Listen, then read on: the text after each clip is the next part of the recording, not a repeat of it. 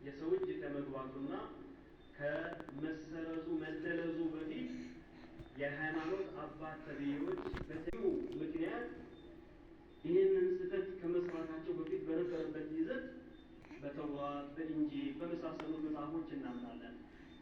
አንቢያዎች ይዘውት የመጡትን ዲን ኢስላም ነው፣ የአላህ ትክክለኛውን ዲን ነው የሰበኩት ያስተማሩት ብለን እናምናለን።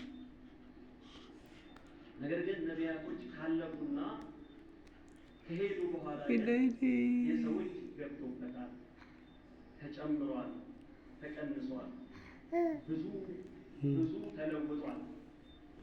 እንደው ጊዜ በጨመረ ቁጥር ጊዜ በሄደ ቁጥር ከመጨመር አልወዘንም። አሁን ድረስ አንዳንዴ ትሰማለህ ያኒ በጉባኤ ታግዷል ይባላል። የሆነ ነገር ሰው ያጠፋል አያጠፋም የመባካል አይደለም እንደ አይነት ሰዎች እምነት ውስጥ አሉ ያሉ ምናምን ጉባኤ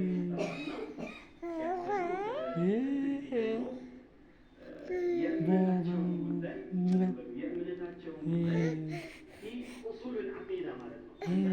ሐዋዲስ የሆኑ ነገሮችን ነዋዚል የሆኑ ነገሮችን በድሮ ዑለማዎቻችን በድሮ መሻይኾቻችን ጊዜ በቀደምት ፉቃዎች ጊዜ ያልነበሩ አዳዲስ መሳኢሎችን እነዛ ያሉ ዑለማዎች ጥናት አድርገው ተክሊፍ ፍቅህ ያደርገው እነዚህን አዳዲስ ነዋዚሎችን ሕክም መስጠትና ይህ ኡሱል አልዓቂዳ በእምነቱ መሰረታዊ ጉዳይ ላይ ውይይት አድርጎ ንግግር አድርጎ ይሄ ልክ ነው ይሄ ልክ አይደለም ሊባል የሚችል ነገር የለም።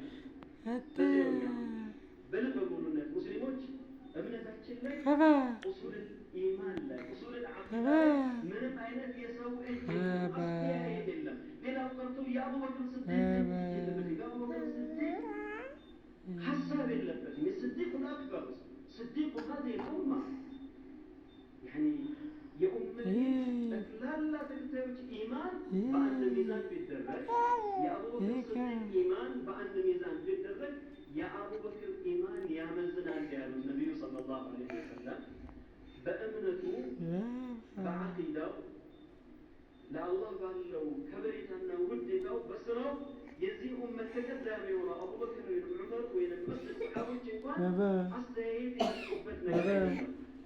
كما أنزله غضا طريا حيا الله إنه أرده